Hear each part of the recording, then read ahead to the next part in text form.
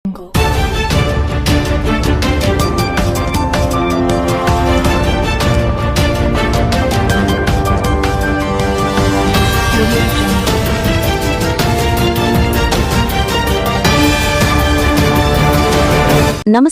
ಹೊನ್ನಕಿರಣ news ಚಾನೆಲ್ಗೆ ಸ್ವಾಗತ.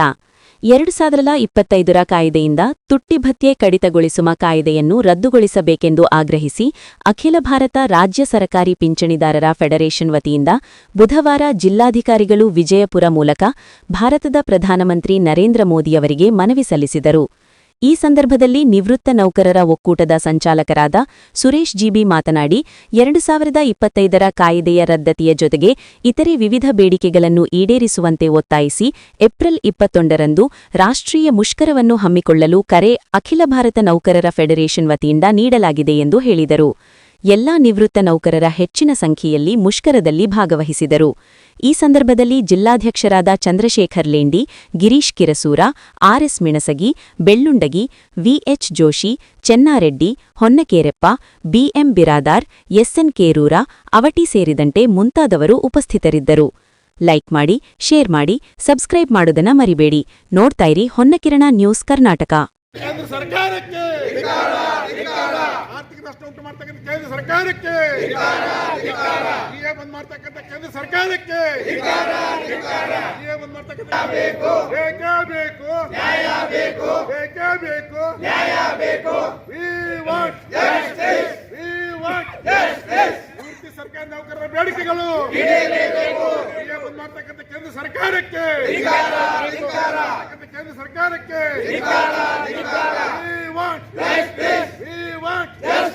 ನಮಗೆ ಬೇಕು ನ್ಯಾಯ ಬೇಕು ನಮಗೆ ಬೇಕು ನ್ಯಾಯ ಬೇಕು ಎಲ್ಲಿವರೆಗೂ ಹೋರಾಟ ಎಲ್ಲಿವರೆಗೂ ಹೋರಾಟ ಎಲ್ಲಿವರೆಗೂ ಹೋರಾಟ We want justice. We want justice. We want justice.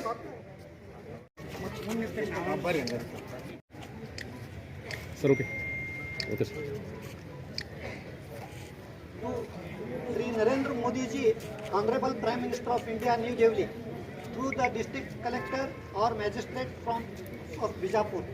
Respected Sir, representation of All India State Pensioners Federation, New Delhi, a passionate plea to withdraw the Validation Act 2025 requested regarding reference, validation of Central Civil Service rules and principles for expenditure on pension liabilities from the Consolidated Fund of India.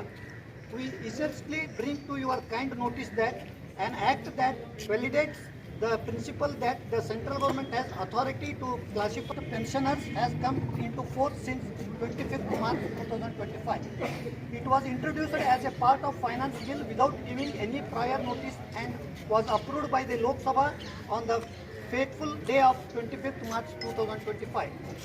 If this act is implemented in later, the spirit, the date of retirement of pensioners shall be the basis of distinctions for the classification in regard to pension entitlement, thereby the pensioners existing prior to the operating period of Central Pay Commission. For that matter, any pay commission will lose the benefits of pay commission's recommendations. The existing pensioners will be subjected to heavy loss without being entitled for enhancement of pension in these hard times. Sir, this is the against the strives to provide justice and social security to all the citizens. ನಾವು ವಿಜಯಪುರ ಜಿಲ್ಲೆಯ ವತಿಯಿಂದ ಎಲ್ಲ ನಿವೃತ್ತ ನೌಕರರು ಭಾಗವಹಿಸಿ ಇವತ್ತಿನ ದಿವಸ ನಾವು ಪ್ರಧಾನಮಂತ್ರಿಗಳಿಗೆ ಮಾನ್ಯ ಜಿಲ್ಲಾಧಿಕಾರಿಗಳ ಮುಖಾಂತರ ಒಂದು ಮನವಿಯನ್ನು ಕೊಡ್ತಾ ಇದ್ದೇವೆ.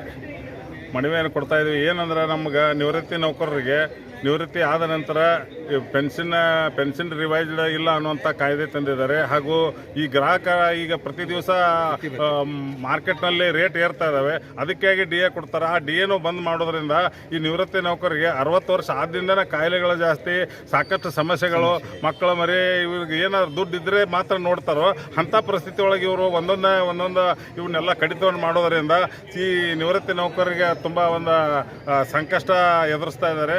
ಅದಕ್ಕೆ ತಕ್ಷಣ ಕೇಂದ್ರ ಸರ್ಕಾರ ಇದನ್ನು ಪರಿಗಣಿಸಿ ಈ ನಿವೃತ್ತಿ ನೌಕರರ ಅಖಿಲ ಭಾರತ ಮಟ್ಟದ ಒಂದು ಕರೆ ಮೇರೆಗೆ ಇವತ್ತಿನ ದಿವಸ ದೇಶಾದ್ಯಂತ ಮಾನ್ಯ ಜಿಲ್ಲಾಧಿಕಾರಿ ಮುಖಾಂತರ ಪ್ರಧಾನಮಂತ್ರಿಗಳಿಗೆ ಕೊಡ್ತಾ ಇದ್ದೇವೆ. ಇದನ್ನು ಪರಿಗಣಿಸಿ ಇದನ್ನು ಹಿಂತಕ್ಕೋಬೇಕಂತ ಕೇಂದ್ರ ಸರ್ಕಾರಕ್ಕೆ ನಾನು ಒತ್ತಾಯಿಸ್ತಾ ಇದ್ದೇನೆ. ನಾನು ನಿವೃತ್ತ ನೌಕರರ ಒಕ್ಕೂಟ ಜಿಲ್ಲಾ ಅಧ್ಯಕ್ಷ ಚಂದ್ರಶೇಖರ್ ಲೆಂಡಿ. ನಿವೃತ್ತಿ ನೌಕರರ ಪರಿಷತ್ತದ ಕರೆಯಿಂದ ಬಿಜಾಪುರ ಜಿಲ್ಲಾ ವತಿಯಿಂದ ನಾನು ಜೆ.ವಿ. ಕಿರ್ಸೂರ್ ಕಾರ್ಯದರ್ಶಿ ನಿವೃತ್ತ ನೌಕರರ ಸಂಘದ ಹಾಗೂ ಫೋರ್ಡ್ ಬಿಜಾಪುರ ಇದರಿಂದ 2025 ಮಾರ್ಚ್ 2025ರಂದು ಭಾರತ ಸರ್ಕಾರ ಲೋಕಸಭೆಯಲ್ಲಿ ಒಂದು ಆ್ಯಕ್ಟನ್ನು ತಂತು, ಸಿವಿಲ್ ಆ್ಯಕ್ಟ್. ಅದು ಏನಂದರೆ ಎಲ್ಲ ನಿವೃತ್ತಿ ನೌಕರರ ಸಂಘದ ಮುಂದೆ ನಿವೃತ್ತಿ ವೇತನ ಪರಿಷ್ಕರಣೆ ಆದಾಗ ಹಾಗೂ ಆಯಾ ವರ್ಷದಲ್ಲಿ ಆಗುವ ಹೆಚ್ಚಳ ತುಟ್ಟಿ ಭತ್ಯೆಯನ್ನು ನಿವೃತ್ತಿ ನೌಕರರಿಗೆ ನೀಡಬಾರದೆಂಬ ಈ ಕಾಯ್ದೆಯನ್ನು ಈಗಾಗಲೇ ಲೋಕಸಭೆಯಲ್ಲಿ ಪಾಸ್ ಮಾಡಿ ಅದನ್ನು ಗೆಜೆಟ್ ನೋಟಿಫಿಕೇಶನ್ ಆದಾಗೆ ಮಾಡಲಾಗಿದೆ.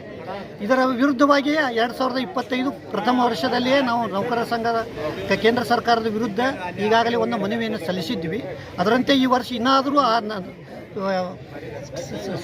ಇದು ಕಾಯ್ದೆಯನ್ನು ಮಾಡಿಲ್ಲ, ಕ್ಯಾನ್ಸಲ್ ಮಾಡಿಲ್ಲ. ಅದರ ವಿರುದ್ಧ ಕೇಂದ್ರ ಸರ್ಕಾರ ಸುಪ್ರೀಂ ಕೋರ್ಟ್ದಲ್ಲಿ ಕೇಂದ್ರ ಸರ್ಕಾರದ ವಿರುದ್ಧ ಅಖಿಲ ಭಾರತ ಮಟ್ಟದಲ್ಲಿ ನಿವೃತ್ತ ನೌಕರರು ದಾವೆಯನ್ನು ಹೂಡಿದ್ದಾರೆ. ಅದು ಹಿಯರಿಂಗ್ದಲ್ಲಿ ಇದೆ. ಇನ್ನು ಅದರ ಬಗ್ಗೆ ಇದು ಬಂದಿಲ್ಲ.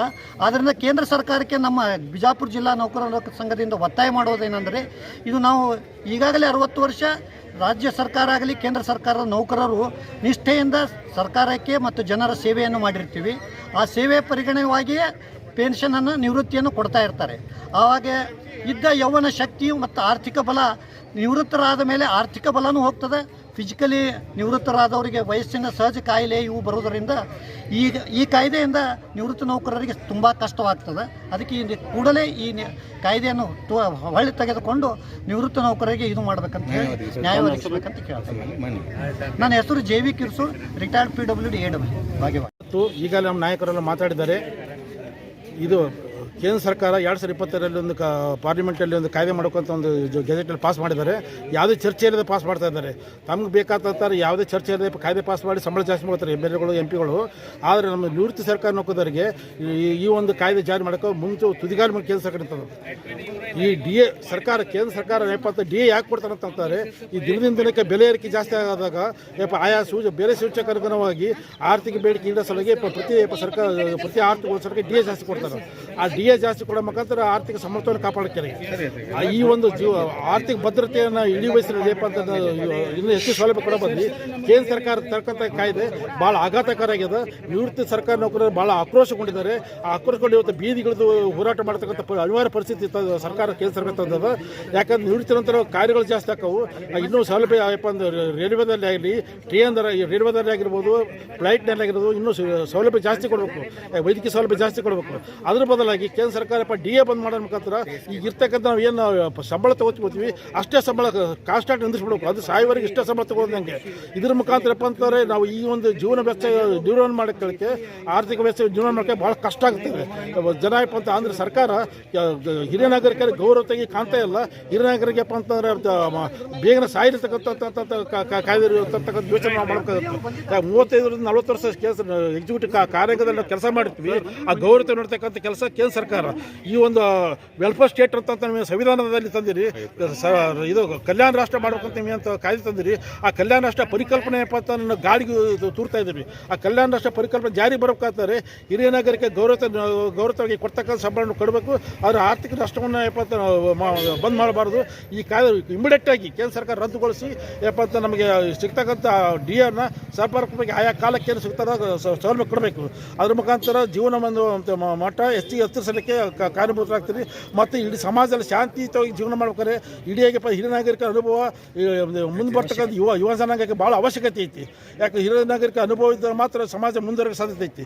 ಆ ಹಿರಿಯ ನಾಗರಿಕ ಅನುಭವ ತೆಗೆದುಕೊಂಡು ಕೇಂದ್ರ ಸರ್ಕಾರ ಅಂತಾರೆ ಈ ಅವ್ರಿಗೆ ಒಳ್ಳೆಯ ಅನುಭವ ಉಪಯೋಗ ಮಾಡಿಕೊಂಡು ಅವ್ರ DAನ ಬಂದ್ ಮಾಡೋದು ರದ್ದು ಮಾಡಿ ಈ ಕಾಯ್ದೆನ ರದ್ದು ಮಾಡುವ ಮುಖಾಂತರ ಸರ್ಕಾರ ನ್ಯಾಯಯುತವನ್ನು ಕೊಡಬೇಕು. ಮಾಡಬೇಕು. ಆ ಮುಖಾಂತರ ನಿಮ್ಮ ಇದೇ ಥರ ಮಾಡಿದ್ರೆ ಏಪ್ರಿಲ್ 20 ನಮ್ಮ ಇದರ ಕುರುಕ್ಷೇತ್ರದಲ್ಲಿ ನಮ್ಮ ಈ ತಿಂಗಳು ಫೆಬ್ರವರಿಯಲ್ಲಿ ಹೋಗಿ ನಾವು ಸಮ್ಮೇಳನ ಅಟೆಂಡ್ ಆಗಿ ಬಂದ್ವಿ. ಅಲ್ಲಿ 12 ಡಿಮ್ಯಾಂಡ್ ಇಟ್ಟಿದ್ರು. ಏಪ್ರಿಲ್ 21ಕ್ಕೆ ಇಡೀ ರಾಷ್ಟ್ರಾದ್ಯಂತ ಇಡೀ ಇಂಡಿಯಾ ತುಂಬ ಇದು ಕಾಶ್ಮೀರದಿಂದ ಕನ್ಯಾಕುಮಾರಿ ಇಡೀ ಎಲ್ಲ ಕಡೆ ಬಂದು ಎಲ್ಲ ಜಿಲ್ಲೆಗಳಲ್ಲಿ ಸರ್ಕಾರ ನಿವೃತ್ತಿ ನೌಕರರು ಬೀದಿಗಿಳಿದು ಹೋರಾಟ ಮಾಡ್ತಾರೆ. ಹೆಂಡತಿ ಮಕ್ಕಳು ಕುಟುಂಬ ಸಮಿತಿಗೆ ಬೀದಿಗಿಳಿದು ಹೋರಾಟ ಮಾಡೋ ಪರಿಸ್ಥಿತಿ ಅನಿವಾರ್ಯ ಪರಿಸ್ಥಿತಿ ಬರಬೇಕಾಗುತ್ತೆ. ಆ ಪರಿಸ್ಥಿತಿ ನೀವು ತದ್ಕ ಮಾಡಿರಿ. ಅದಕ್ಕೆ ಕೇಂದ್ರ ಸರ್ಕಾರ ಈ ಮೂಲಕ ನಾನು ಆಗ್ರಹ ಮಾಡ್ತೇನೆ. ಆ ನೀತಿ ಕಂಟಿನ್ಯೂ ಮಾಡಿ ನಮ್ಮ ಇಮಿಡಿಯೇಟಾಗಿ ಕೇಂದ್ರ ಸರ್ಕಾರ ಇದು ಕಾಯ್ದೆಯನ್ನು ರದ್ದುಗೊಳಿಸಬೇಕು. ಅವರು ಅಕಸ್ಮಾತ್ ಜಾರಿ ಬಂದರೆ ಸಿದ್ದರಾಮಯ್ಯ ಸರ್ಕಾರ ಇಮಿಡಿಯೇಟ್ ಜಾರಿ ಮಾಡಿಬಿಡ್ತಾರೆ. ಇವರು ತುದಿಗಾಲ ನಿಂತಿರ್ತಾರೆ. ಅದಕ್ಕೆ ನಾವು ಏನಪ್ಪ ಅಂತ ಈ ಮೂಲಕ ನಾನು ಆಗ್ರಹ ಮಾಡ್ತಾ ಇದ್ದೀನಿ. ಕಂಪ್ಲೀಟಾಗಿ ಅದು ರದ್ದುಗೊಳಿಸಲೇಬೇಕು. ಇಲ್ಲದ್ರೆ ಇಡೀ ರಾಷ್ಟ್ರದ ನಿವೃತ್ತಿ ಸರ್ಕಾರ ನೌಕರ ಆಕ್ರೋಶಕ್ಕೆ ಬಲಿಯಾಗ್ತೀರಿ. ಆ ನಿವೃತ್ತಿ ಸರ್ಕಾರ ನೌಕರರು ಏನಪ್ಪ ಅಂತಂದ್ರೆ ಅವ್ರ ಬೇಡಿಕೆ ಈಡೇರಿಸಬೇಕು ಅಂತ ಈ ಮೂಲಕ ನಿಮ್ಮ ಮನವಿ ಮಾಡ್ಕೊಳ್ತಾರೆ ಕೇಂದ್ರ ಸರ್ಕಾರ ಮೋದಿ ಸರ್ಕಾರಕ್ಕೆ. ನೀವು ನಿಮ್ಮ ನೀತಿಯನ್ನು ಬದಲಾಯಿಸಿ ನಮ್ಮ ನ್ಯಾಯವನ್ನು ಒದಗಿಸಬೇಕಂತ ಈ ಮೂಲಕ ನಾನು ಆಗ್ರಹ ಮಾಡ್ತಾ ಇದ್ದೀನಿ. ನನ್ನ ಹೆಸರು ಶಿವರಾಜ್ ಜಿ ಬಿ ಅಂತೇಳಿ ನಿವೃತ್ತಿ ಸರ್ಕಾರ ನೌಕರ ಒಕ್ಕೂಟದ ಜಿಲ್ಲಾ ಸಂಚಾಲಕ ವಿಜಯಪುರ.